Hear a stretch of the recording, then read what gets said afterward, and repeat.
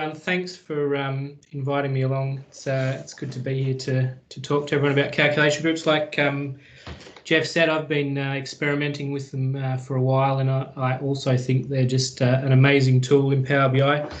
I'm not going to do a huge introduction. I think I'll share my screen and we'll get straight into it because there is lots to get through. So can everyone see my screen?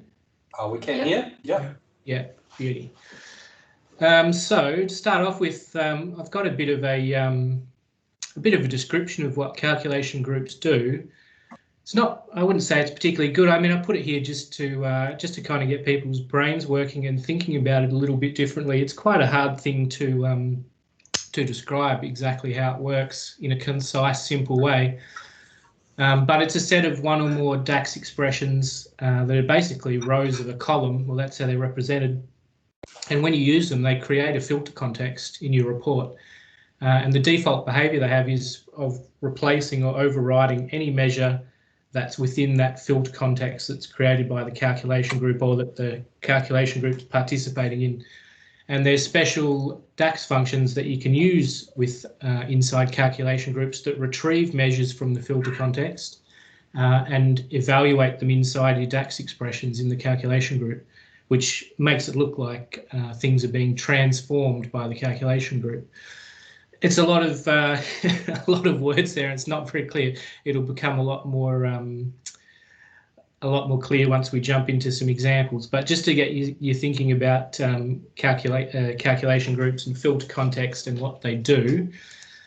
My top tip for using calculation groups, if you're new to them or if you want to start using them in a more creative way, is that the main thing is to be really specific in how you control their application. So because you have that overwrite kind of behavior, a lot of the times what you need to consider is how to restrict the calculation group just to act on exactly what you want it to act on and not affect anything else around it.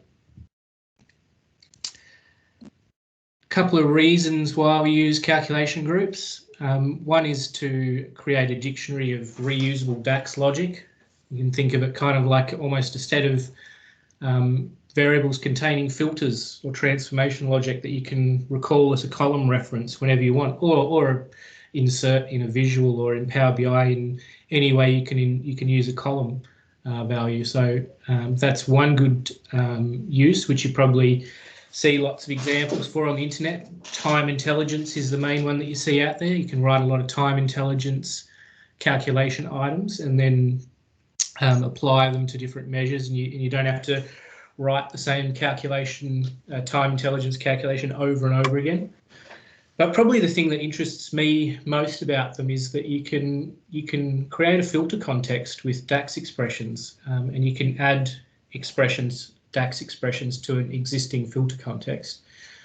So that's what I like about them. We'll get into that a bit as we go in, but I guess first I've got this very brief example that just shows some of the behavior. And then after that, we'll go through some different examples of stuff you can do in reports with calculation groups that are kind of just practical examples. The DAX isn't overly complex.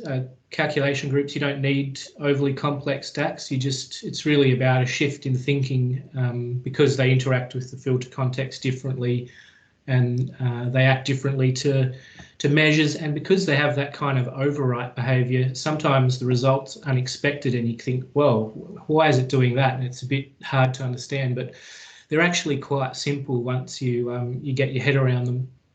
So just to demonstrate that overwrite behavior, I've got a calculation group set up here, and I should say before we start that the only way you can create calculation groups and calculation items is within Tabular Editor. So you need to use Tabular Editor. There's no other way to do it. And also, if you're only just starting with calculation groups, I'm not going to cover all the basics. This is sort of my stage of the presentation where we do a bit on the basics, but I would suggest that you look at the the Microsoft documentation, which has a bit of stuff on time intelligence, and then the SQL BI articles are definitely something you've got to read through. In saying that, if you haven't used them before, you'll probably be able to follow along. So I've created this calculation group here in Tabular Editor, which has 4 different calculation items in it. And I haven't put any DAX expressions in these. All I've put is a number, a string, a date. Sorry, I've put 1 expression, but I've just put straight numbers, strings, and dates to show just that overwrite behavior. So if I click on my string, you'll see it overwrites every value in the report, and that's sort of demonstrates that behavior that I was talking about. And you can return different types, just like a DAX expression. If I click on an actual DAX expression, this one's in here is just to count rows of date, then it will leverage the model relationships and evaluate within the filter context. So click on expression, you'll see there's 5,113 rows in our date table and so on and so forth. This has got a number of years in there. That's why it's got funny numbers in there. All right. So there's 4 different ways that you can apply a calculation group. You can put it in a slicer like this. You can drag it into a visual, and you'll see if I drag this calculation group that I've got into this visual, you'll see that it interacts with the filter context and it has a different behavior. Well, pretty similar, but it's definitely worth having a play around with calculation groups, putting them in different places and seeing how that affects the filter context and how they interact. So you can put them in a slicer like this. You can drop them in a visual, just as we showed then, in any way you can put a column, you can put them. You can also put them in the filter pane, which is very useful, particularly for things like time intelligence. You can create a huge long list of every time intelligence calculation you can possibly think of and save it as a calculation group and save it somewhere where you can reuse it. One of the good things about time intelligence calculation groups is that they're not very model specific. If you have a date table called date, because calculation groups don't act on a specific measure or column, you can just use a function called selected measure in them. It means that you can write huge long time intelligence lists and save them for later, and then when you want to use them, you just simply filter the ones that you want to use in your in the filter pane. So here I can say I don't want the number or the date, I just want the string and the expression. And then the last way, that lets you do some cool things before I move on. Just as an example, I've got this randomized data calculation group here, which is just the selected measure, which is the measure being evaluated, times rand, so a random number, and it evaluates differently for every value in the report.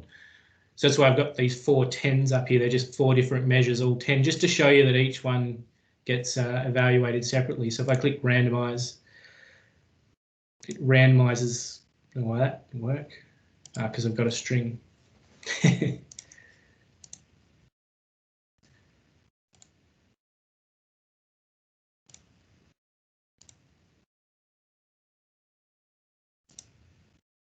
I'll put the expression, and that should randomize. Yeah, so you see it randomizes every single number independently. So it's useful for sharing reports with people if you don't want them to, if you want to share a screenshot and don't want someone to see the numbers.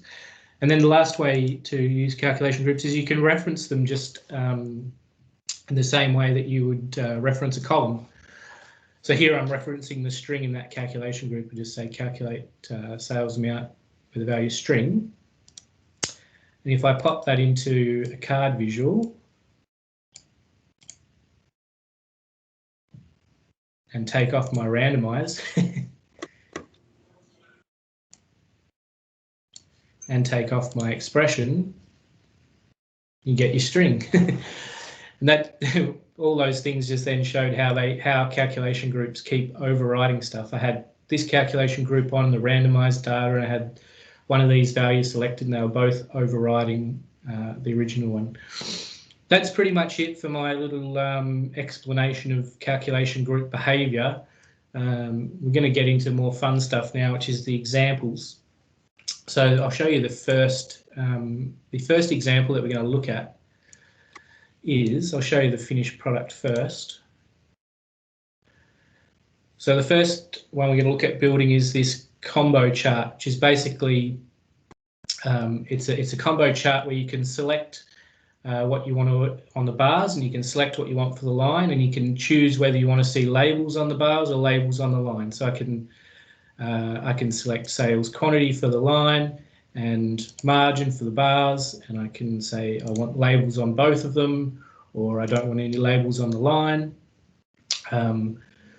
So that's basically the end result. The reason that I show this one, and I'll go through it step by step, making the mistakes on the way, is it's a really good introduction to some of the pitfalls and some of the thinking that's sort of required for using calculation groups in this kind of way. So it's a little bit tedious because we're going to, build it step by step, but I think it's worth it because it's good for learning how calculation groups interact with each other and that kind of thing.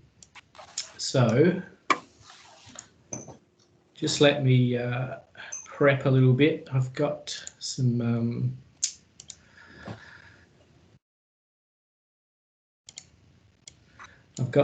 files that I need to copy paste from so that I can make this a bit quicker. The last time I did this presentation, I copy pasted everything manually and typed it all out, and it was a bit slow, so hopefully this time will be a bit faster. All right, so we've got the combo visual here, and at the moment it's just got sales amount and margin in it. And so first thing I'm going to do is create, or the first thing you might do if you're approaching this problem is you probably create two calculation groups. So I'll show you those. The reason you'd create two calculation groups is that they let you use a measure. If you just put a measure inside a calculation group, it will overwrite and apply the measure within the calculation group. So it's probably a bit hard to see on this side, but let me fix this real quick.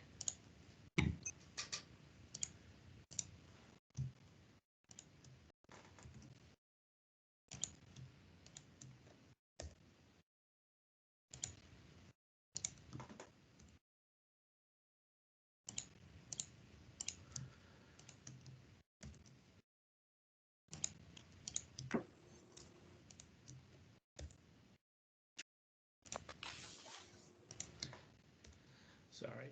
All right, so yes, looks better now.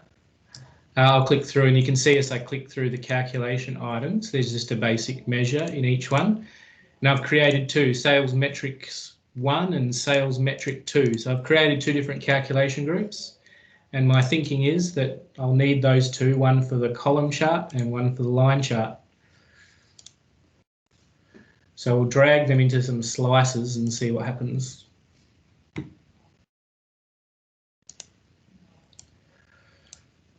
Put this one here, I'll call this column metric.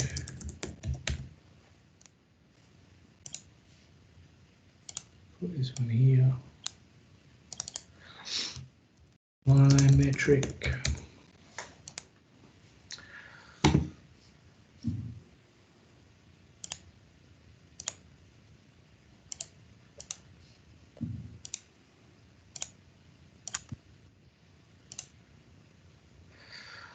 All right, so we can see if we change this measure, it changes both the line and the column. If we add this one in, nothing happens.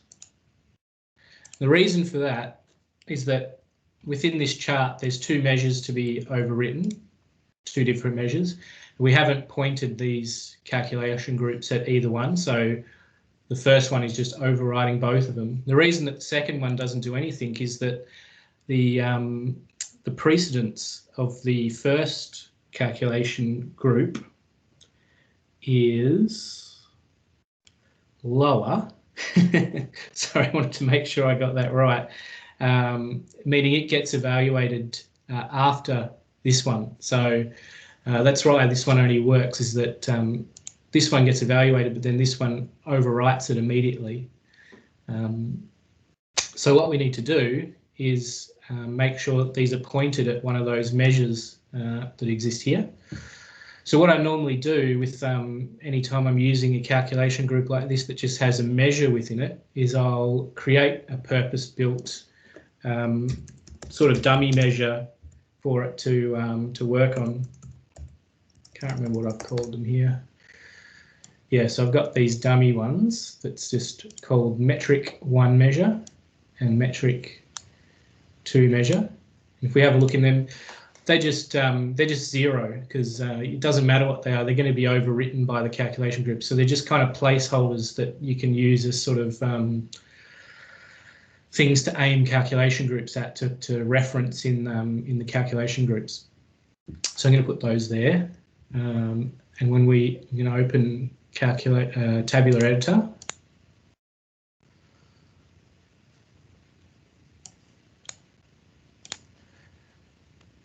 And what we need to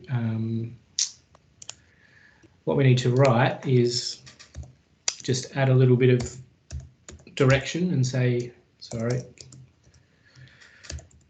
Could you boost that font up a bit, Kane? Yes, sorry, I always forget to do that. Yeah, thanks.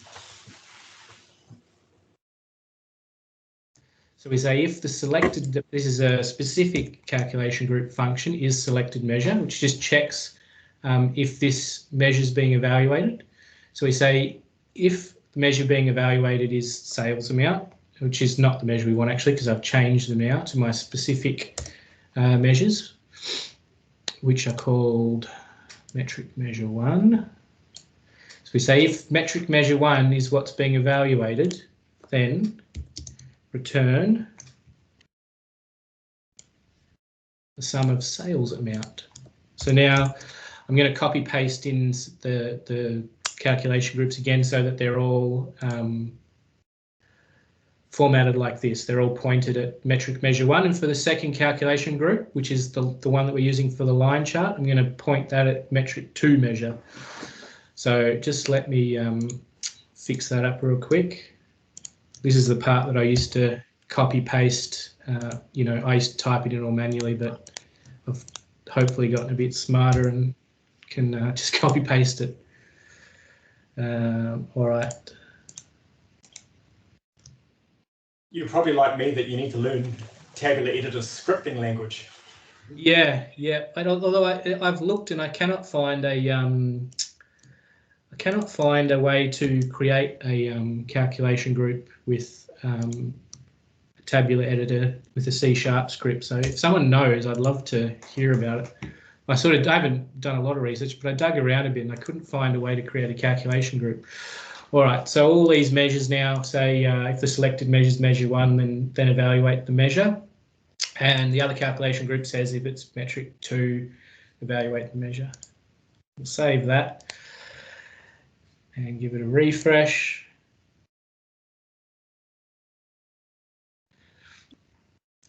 So now it's blank for some reason, and I'll just take this one off. So this one seems to be working on the columns, and when we click different measures, it changes. But when we add this one in, it just blanks everything. And if I take this one off, so I can get one or the other, but not both. And so there's a reason for that. And the reason is, we'll go back into tabular editor.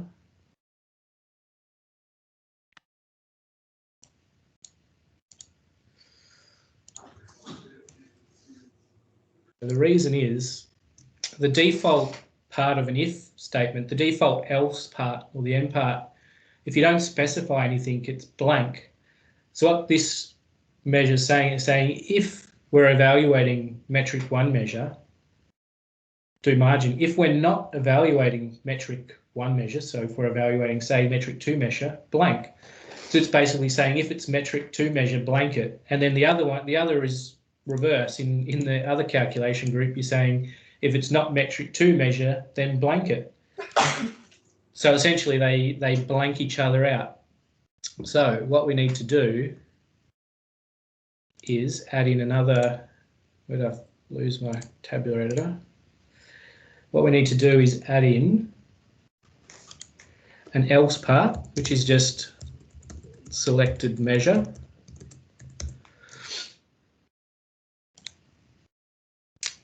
And what selected measure is, it just says is just the measure being evaluated. So now we're saying if it's not metric to measure, say it's another measure, then just let the measure pass through. Just let it be the measure that's being evaluated. So this little pattern here is probably the way that I would recommend if you want to create a calculation group that just has measures in it to slice, different measures in a visual, let the user choose between what metric they want to see in a visual. I would recommend that you always write it this way, because it seems to work, and create a measure that you want to point the calculation group into.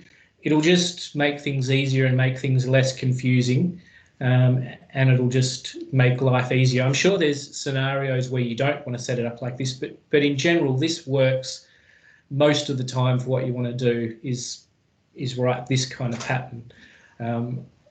Pretty sure I've got this PBIX posted out there somewhere, but I can always maybe find a link to it to share or something if you want to download it and look through it. So I'm just going to... You're doing this because you've got two calculation groups and you don't want the second one to overwrite the first one. But would you recommend doing this even if you just had one, just in case you wanted to add another calculation group in future?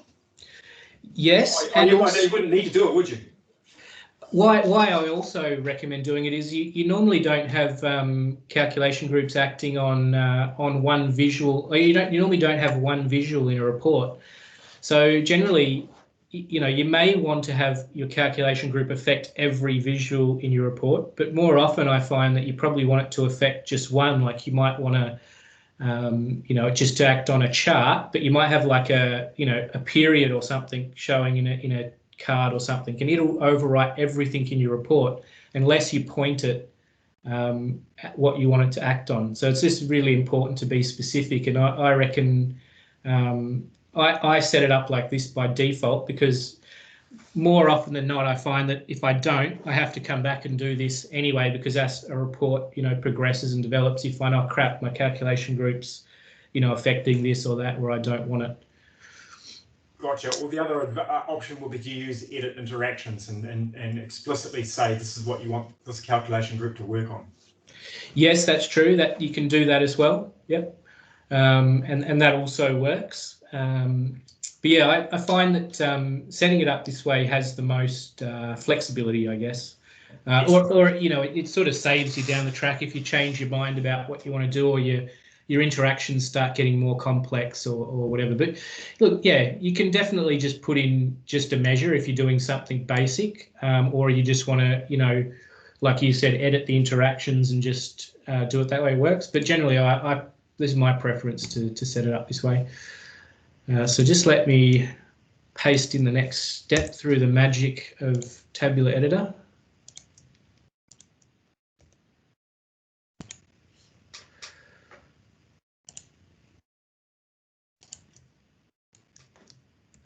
Even though it's slightly tedious, I think this is much faster than my previous copy pasting.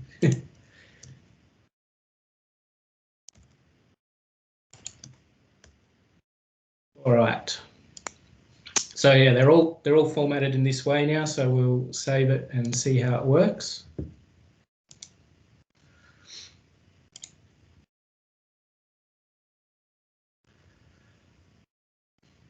And it works if we select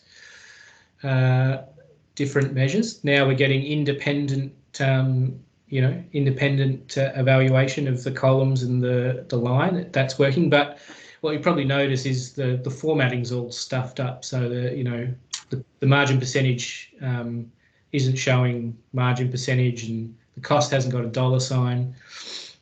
And the reason for that is that you haven't specified a format, and basically the format without a format string, and especially in a situation where you've got two calculation groups interacting in one visual, format strings will override each other. So what we need to do is now this is sort of going back to that how I was describing before, that you really need to be very specific about how calculation groups interact and act. And so what we need to do now is put in a format string.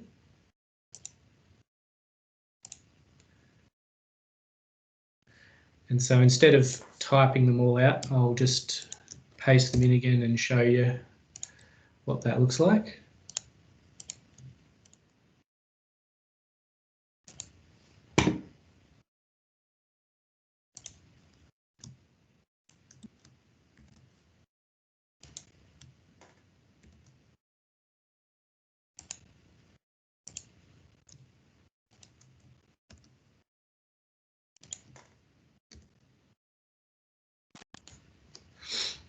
So we've got a format string now where you can see we put a format string in. So we've specified how we want the measure to evaluate. So now it doesn't matter what the underlying measure is. We can, by using the format string, we can force the measure to evaluate with the format that we want. So even if we had sales amount, we could force it to show us a percentage or any other format string. But it's still not working. So we click around and we go, oh, why is that? Everything's a percent, and not even that. I've put the format string with the percent on the wrong side. But so there's a reason for that. It's the same reason as before, is that we haven't been specific in applying the format string, and the format strings are interacting with each other and messing things up again. So the last step here, well, almost last step, is we just need to format these measures to fix up their format string. I promise the next demos will be a bit more fun, because we'll just get into some different use cases and stuff without all this copy pasting and making the mistakes. But I do like this demo just as a way to run into some of the pitfalls that you might see along the way.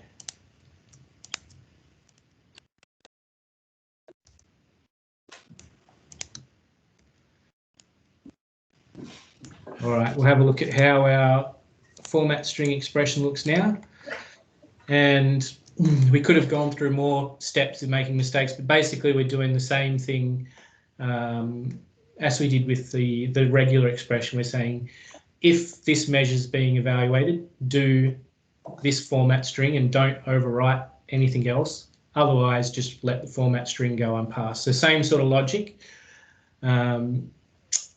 I'll just show you really quick. I'll just mention again, with these you know, it can be painful to write these things from scratch. You can create a tabular editor file that's not connected to any model, and you can use it to save all these kind of snippets. You can just fill it up with calculation groups. I find that really handy, because when it comes time to you know, just insert some measures or create some time intelligence or something, as I've been copy pasting in here, you can just copy paste your calculation groups back in. So if we go back, this should all be working now.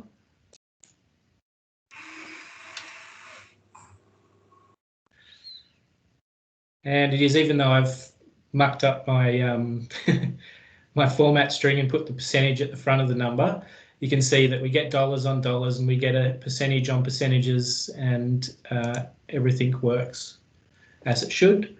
If we click quantity, removes the dollar sign. So that's that part. There's one last part, which is the turning the labels on and off.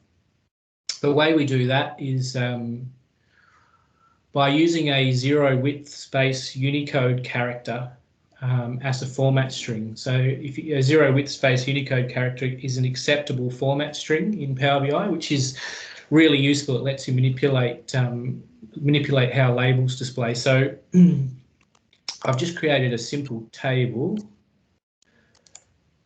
called data labels here. It's probably hard to see.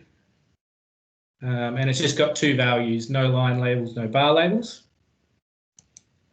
And I'm going to drag that in here.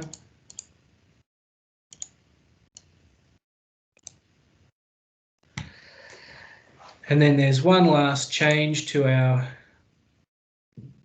calculation groups. This is the last one before we move on to some more fun stuff.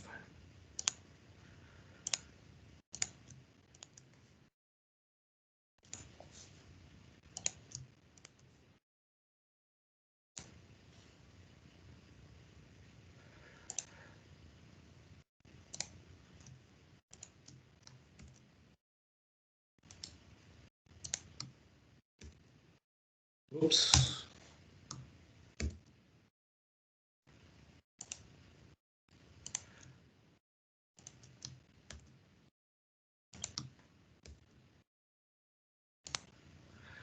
And so what I've done here, what's happening?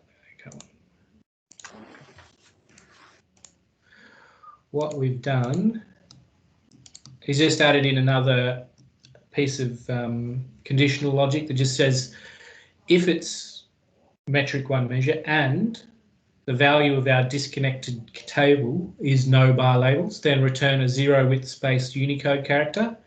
Otherwise, just do what we were doing before, which is, you know, making sure that format strings don't bleed into each other. So this will have the effect of if we've, you know, if we're selecting this in our disconnected table, it'll blank the label for metric measure one. So everything should be finished now. Give that a refresh.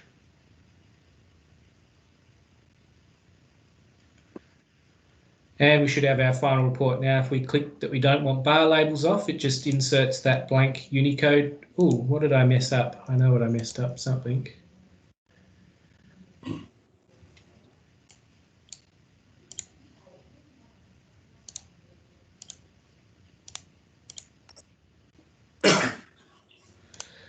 Bear with me one sec. Metric one.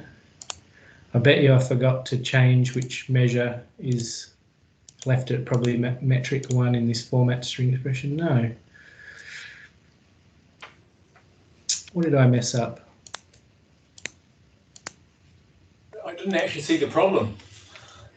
Well, this table should turn one or the other label off, but one of the values is turning both off, and then the other is turning none off. So I think when I did my report prep earlier, I think I know what the issue is. I'll just fix it. I can always show you the finished version that works, but that wouldn't be sporting, would it? Yeah, no underarm DAX here. So this one here is supposed to say line labels is the problem. I won't change all, but I'll just change a few of them so we can. I'll change them. What would this presentation wouldn't be complete without watching me poorly type DAX or strings.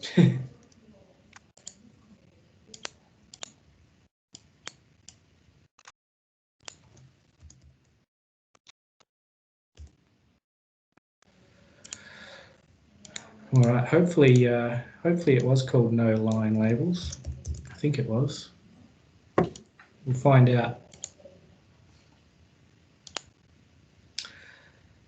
Let's see if that made a difference. Yeah, so then we get no bar labels if we turn them off, and we get no line labels, or we can have both. And you'll see it also gets rid of the axis as well. If you turn the bar labels on, you'll only have the line axis and the line numbers.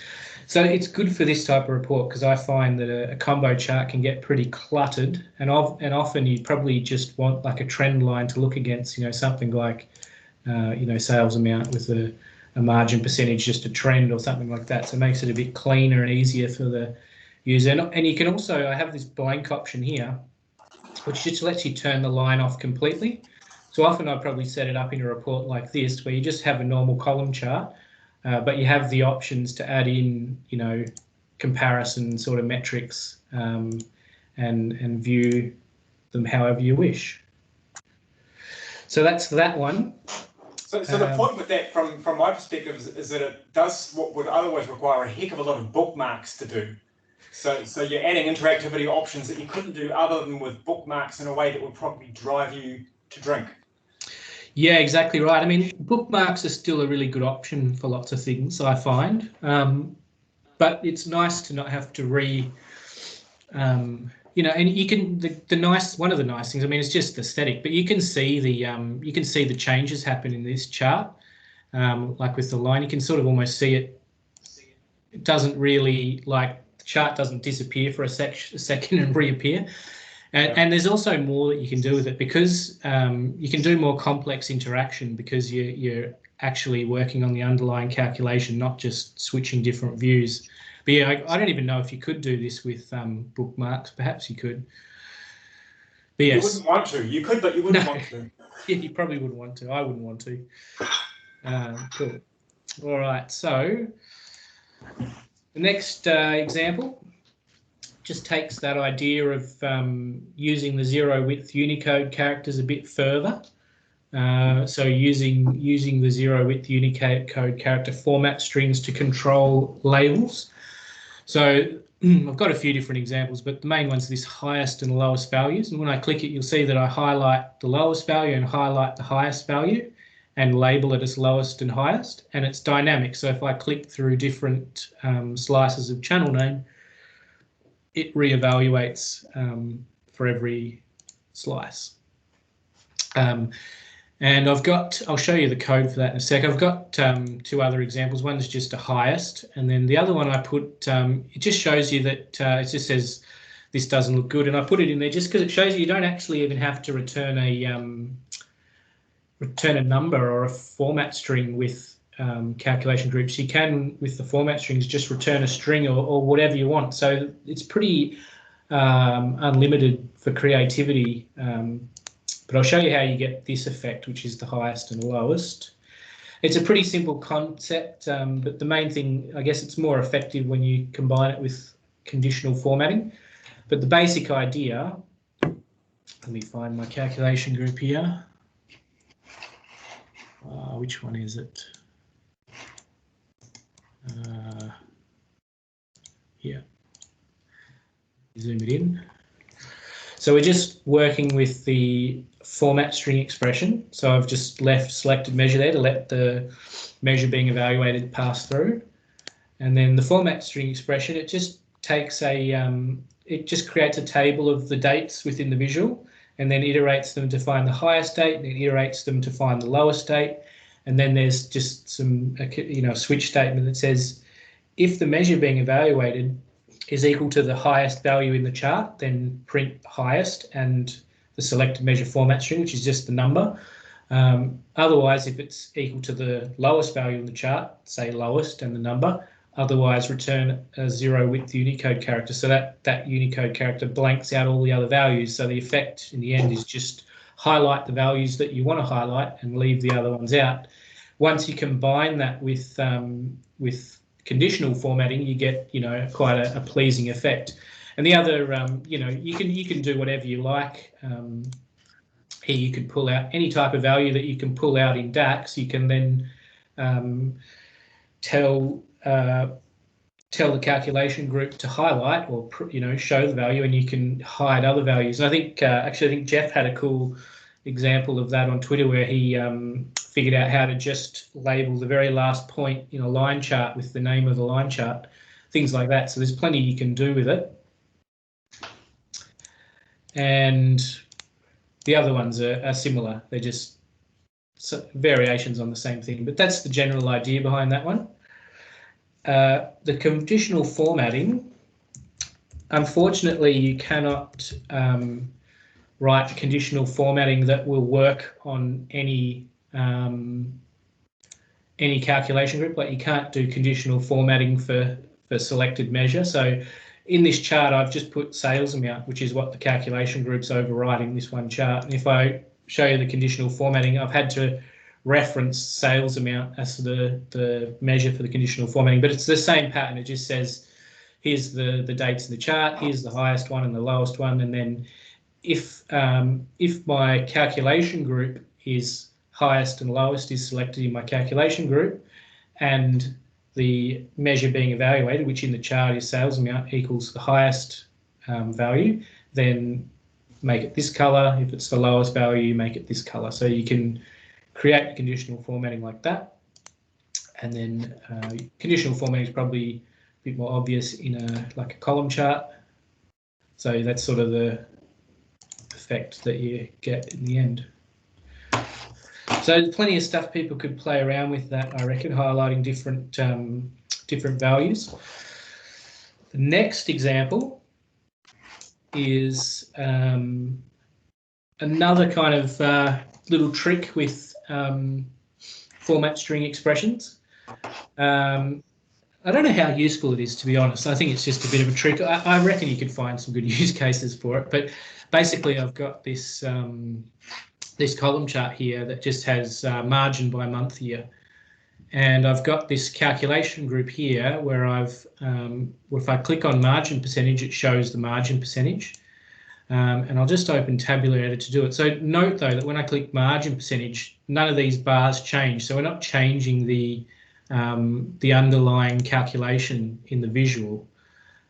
So I'll just show you this one.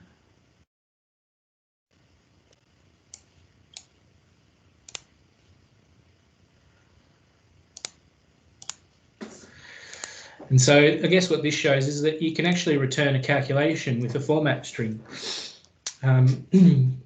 So if we just put margin percentage straight in the format string, it wouldn't let us do it. It would say no.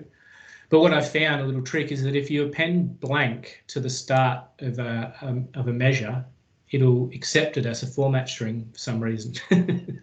And then the problem is, though, we've already got within this calculation item, we've got the format string coming from the measure that the calculation group's acting upon, because if you don't specify a format string, it just uses the measure that it works on. It just uses that format string by default. So we've got a format string here of $, and so the way we can't really, we can't put a format string in here because we've already got a format string. We're trying to return a measure.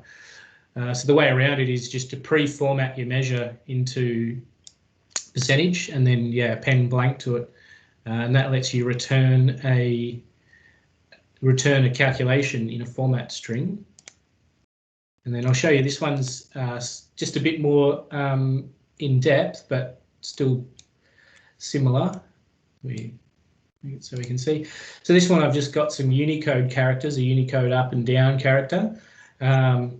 It calculates a year-on-year percentage and then formats it as a percentage, and then has some conditional logic that says if the year-on-year change is positive, then return an up arrow and on last year and the formatted percent. And if it's the year-on-year change is negative, the current year is less than the prior year, return a down arrow. Otherwise, return the blank Unicode.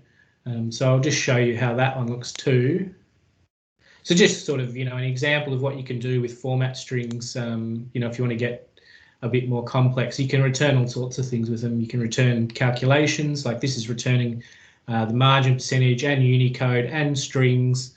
And I guess it's quite quick because you're not, you're not recalculating the underlying visual. So all you're doing is just changing the label. I mean, it's still getting calculated, but you're just changing it. So I won't spend any more time on it. I don't know if it's as useful as some of my other examples, but it is kind of cool that you can, I guess, just an example of that you can get creative with format strings and return all sorts of different stuff. So I think it's really cool to show, for instance, the number of customers that make up that amount. Say you're going to do an age segmentation and you're going to show the value of 40 to 50-year-olds, and at the top you could go, this is 18 40 to 50-year-olds, for instance. Yeah, I guess it's like you got two options. I mean, you could just change the underlying calculation and the format string, but I kind of like the idea that you could have your visual, which is what you want people to see and is the main info. But if they just want to have a quick look at some other numbers, they can kind of just have a flick and look at some relevant numbers and cycle through some, and then come back to kind of what the main thing you're trying to communicate is, I guess. Yeah. All right. Getting there. So one of the things that I mentioned earlier about calculation groups that's very cool is that you can insert them. It lets you insert DAX expressions into the filter context. So that's what we've got here, is we've inserted a calculation group with these measures in a hierarchy underneath month. So that's something you can't do normally. You can't drag different measures under a month like that and create a hierarchy. So it lets you create tables and stuff that you just couldn't create otherwise, because you can stick these things in the filter context. But what you find is that you got all these different length numbers, and it's, if you try and sort of fix them up using the inbuilt field formatting, you've only got, because you're using calculation group, you've only got one measure that you can do stuff to, and you've got all these different values. If you try and, there's no auto, if you try and change it to thousands, it messes up your percentages, and it's just all very difficult to make it look nice. But my good friend Jeff has a brilliant calculation group that he created which formats numbers for you. I'll give you a look at it. Jeff can probably talk you through it better than I can, because it's. I'll go get you started. We've only got an hour. It's. I have to say though, it is. It is. Where is it? It is probably one of the most used things I've got in my kit. I think it's just an essential thing for when you're working with calculation groups. But not only just calculation groups, it's actually useful anywhere in Power BI when you want to make numbers look pretty, because I don't find the built-in number formatting does that great a job. Even the auto doesn't seem to ever look the way you want it to. So this is Jeff's calculation group where, it calculates decimal places, and it basically searches if there's percentages. I've actually added my own little bits in here, Jeff, but it searches for things that you want to exclude, like percentages, and says exclude this. And if it's got dollars, you can keep dollars on there. Otherwise, it basically takes the number and adds on commas and decimal places and suffixes, and just a brilliant little calculation group. And I'll show you the effect of it. We can click 0 decimal places here, and look at that, all of your numbers. It ignores the percentages, which still have my percentage in the wrong place, which I did that on purpose. But it keeps, it formats everything beautifully. And what it lets you do, which you can't do with the normal one, is you get some numbers that are millions and some numbers that are thousands. The normal one will, even the auto will look at your numbers and say, well, I think they'll all be best shown as billions or millions or something, and it'll just apply that to all of them. This one you can get, because each number's evaluated separately, you can get thousands and millions in the same chart. And if you click one decimal place, you get one. And I've been building reports and using this heaps lately, just to make really nice, concise charts that don't take up a lot of space, that have heaps of information and look really nice and easy to read. I wrote this, Kane, because the user doesn't know what 0.0027 million means. So I just wrote this calculation group to show it in thousands or hundreds or millions or billions dynamically. Yeah, look, once you start using it, I can't stop now. I have to, I blame you, Jeff. I pretty much have to create it as one of the first steps in making a report or we'll talk about one data set. All right, well, we're getting there. How are we going? I think we're doing pretty well for time, so that's good. So the last example I've got. Just make sure I've got it set up correctly here. Yep. So this example is a tooltip. So I've got these, should put Jeff's number formatter on here and make it look nice, but I've got these, got this matrix, and it's just got some categories and subcategories of products, and it's got 4 measures in the values for the columns. And my thinking is that, often with a table like this, there's not a lot of context for the numbers. I always look at it and go, well, is that a good number or a bad number? And so my thinking is I'll create a tooltip that I can use on any of these values that shows me the minimum, the maximum, the average, and different comparisons to add context to that number. And knowing that calculation groups can work upon any measure, I'm thinking I'll just create one tooltip, and it'll just work for all my values in my chart. So that's what I've done. I've created a tooltip, and I've just put my metric one measure there, and I'll show you show you what the calculation group looks like.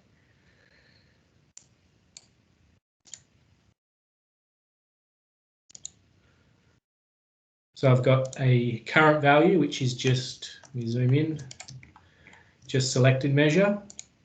I've got a minimum value, and basically all it's doing is it's just summarizing. It's summarizing by month here, and then evaluating the measure that's being evaluated for each month, and then iterating that to find the lowest value. And then I've wrapped it in Calculate just to force it to look at the last 6 months, but you don't need the calculator around it. And the reason that I say that is that most of the examples that you see online with calculation groups are just calculate with a different, calculate selected measure with this filter, calculate selected measure with this filter. You don't need to use calculate to use calculation groups. You can use selected measure wherever it works, and it works in this kind of scenario where you evaluate the measure being evaluated against a column or a table or anything. So good to keep that in mind. The other ones are the same. I just change to average or max to find those values. And then I've got a simple last month. So I've got current, minimum, average, maximum, and last month's value as what I want to see. And there's nothing showing here yet because there's no date filter, but we'll give it a try. And what happens when we hover over, nothing happens, it's all zeros. And the reason is these measures aren't in the filter context. They're just measures. Even though they're Power BI lets you put them in a matrix as a column, they don't create a filter context. So when we're, a tooltip is kind of like a drill through page, and it just passes the filters from where you're hovering to whatever you want to be evaluated in the tooltip. So when we hover here, all that's in the filter context is audio, MP4 and MP3, and that's it. And there's nothing to evaluate. There's no measure. Well, it is evaluating a measure. It's just evaluating my dummy measure, which is 0, but it's not taking any of these measures in because they're not in the filter context. So what we can do, though, is create a calculation group with the same measures we want to use, which I've already done somewhere here. And then give it a value to work upon. So this is the same chart, except all I've done is put these measures into a calculation group instead of drop them into the thing. And so now the filter context that we had before will be audio, MP3, MP4, and margin, because we've introduced the measure into the filter context. So when we hover over the value, we get our current, minimum, maximum, average, and last month as we wanted. And if we hover over a percentage, we get percentages, and it works on any value in the matrix. So another way that you can use this, I'll do a quick demo because we've got some time. Let me show you a quick way that you can use this that kind of, it's harder, it doesn't explain it as well, but seeing that demo that we just did will let you understand how this one works.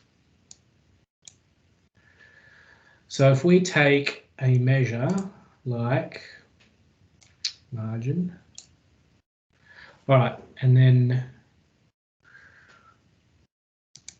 figure out how we're going to do this.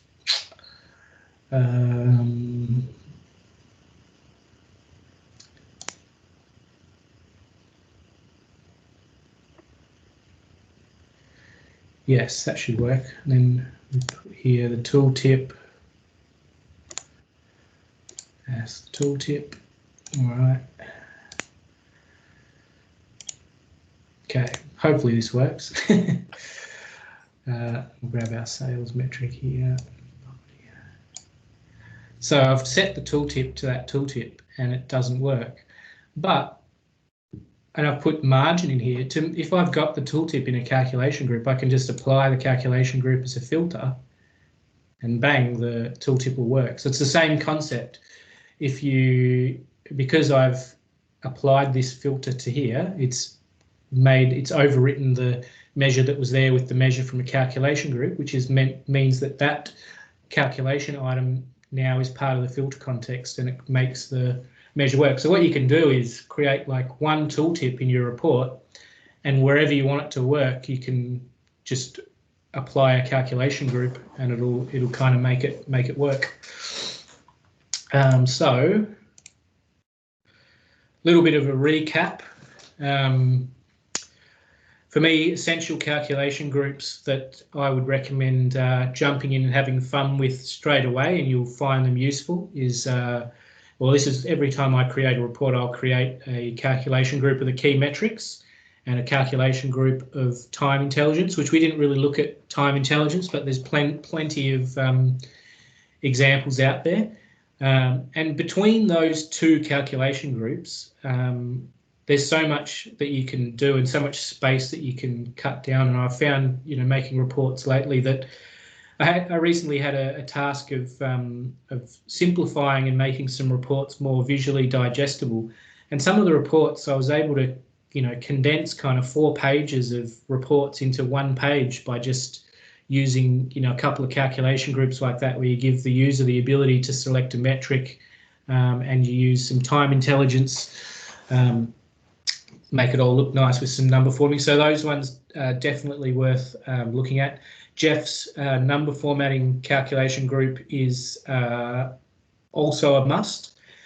And if you have role-playing dimensions, another one that we didn't look at, but I think there's some articles out there. I know SQL BI has an article on it, and I think I've got a blog post about it somewhere too. If you've got role-playing dimensions in your model, and you need to switch relationships, creating a relationships calculation group is very, it makes life a lot easier. I recently had a model that has had a lot of role-playing dimensions, with some flight data, and it had origin and destination country and origin and destination airport, and they were all role-playing.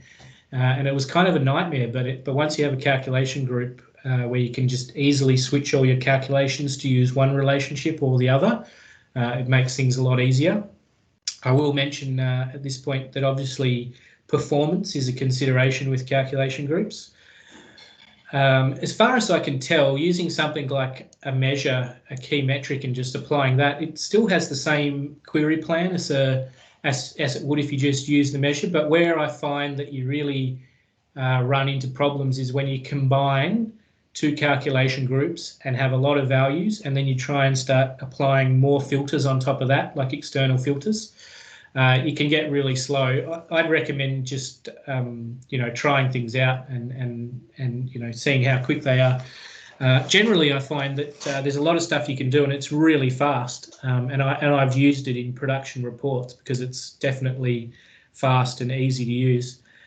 Some fun little extra ones that we had a look at that you can have a go at: the labeling, highlighting different labels. It doesn't hurt to set up a report and have some options to turn things on and off and highlight different things.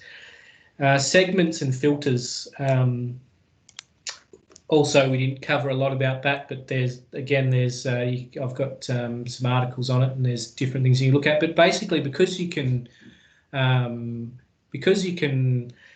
introduce a DAX expression into the filter context, when you think about it, it makes it really easy to do something like segmentation, because all you need to do is create a calculation item that says calculate the measure and filter it between these 2 parameters, and then you create another calculation item that says calculate the measure and filter it between these two other parameters, and on you go. And then all of those calculation items can be plotted on an axis. So, you know, you can create different buckets and segments really easily, which, you know, you don't have to do modeling, you don't have to create other tables, all of that stuff. So and it's fast, because it's as fast as evaluating, you know, a DAX expression that says calculate this measure with these two parameters as a filter.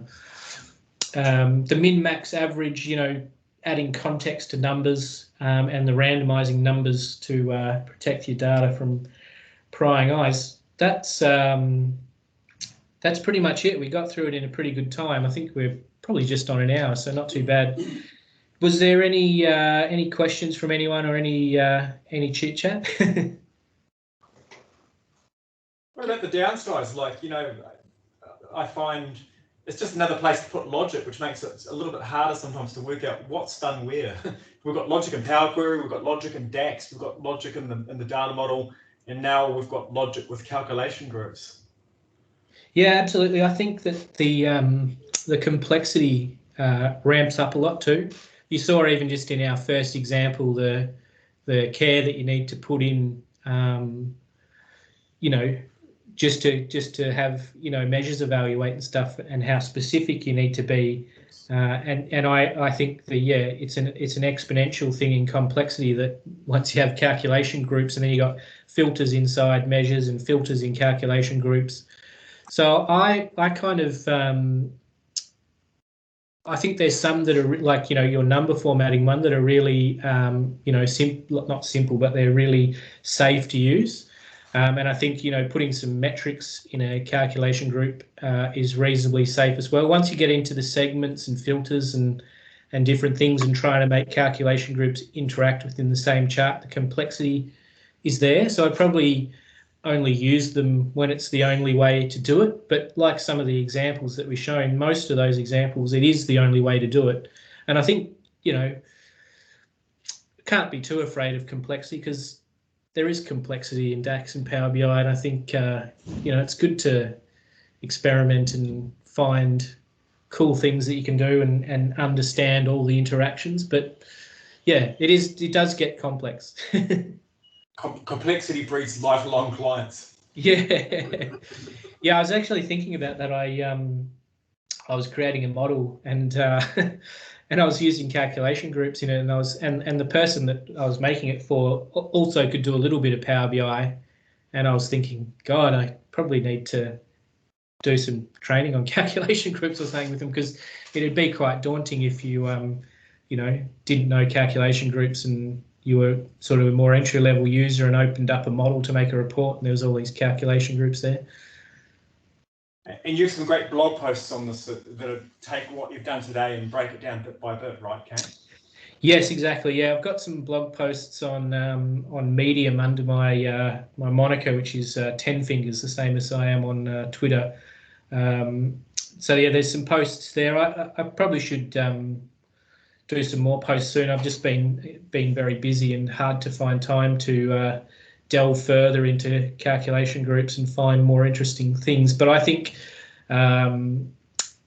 you shouldn't be too wary of them. I think they're a lot of fun, and you should definitely give them a try if you haven't yet, and have an experiment. There's lots of cool stuff that you can do with them and find out how to do with them. So that's my 2 cents, is get in there and have a go with them, because once you start using them, they're very useful in lots of different situations, and you find that there's problems that are really difficult to solve that calculation groups can make really easy to solve. You know, we have the programmer from Microsoft who creates calculation groups on this call, listening in. Wow, that's awesome. One of them. Cool. Yeah, wicked. Yeah, well, look, I mean, when calculation groups came out, I, you know, it was probably relatively early in my Power BI kind of journey, and they just blew my mind from the outset, and solved so many things for me. I just sort of fell in love with them straight away, and it took me a while to get my head around them and to sort of, you know, get into them and use them, because I think probably like most people, I was a little bit, you know, set in my things that I did, and doing things the way they did them, and I didn't really see the necessity. But I really think they're one of the most fantastic things in Power BI. Awesome. Anyone have any questions for Kane? Are you able to share your workbook that you just went through? Yeah, absolutely. I don't know what the best way to do it is, but I'll post a link maybe in the chat. Or we'll just get it to Jeff and we can share it to the user group. Cool. Yeah, okay, cool. I'll send it to Jeff. Cool. Thanks. That was really good. Awesome. Thanks. Awesome. Well, thanks, mate. Thanks for having me.